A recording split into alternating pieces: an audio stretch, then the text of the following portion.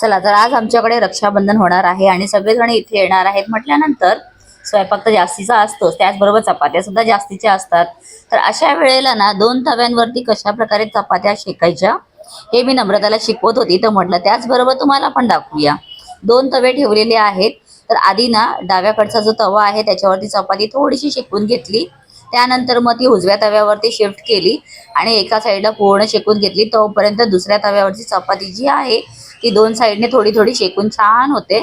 तोपर्यंत ही झाली की लगेच ती इथे फिरवायची आणि दुसरी चपाती पुन्हा तिथे टाकायची. तर अशा प्रकारे ना झटपट चपात्या होतात. दोन्ही तव्यावरती पूर्ण कंप्लीट करायचं म्हटलं की होणार नाही, कारण असं मला अप्पूने विचारलेलं, तिला मी तेच सांगितलं तसं काही होणार नाही. त्याला वेळ जाईल आणि दोन्हीकडे शेकायला पण सुद्धा प्रॉब्लेम होईल.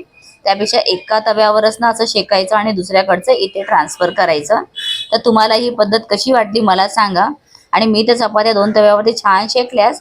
त्यानंतर नम्रताने सुद्धा कंटिन्यू केलं आणि तिने सुद्धा भरपूर चपात्या शेकल्या. तर चला, कशी वाटली सोपी पद्धत मला कमेंट करून सांगा. Bye bye.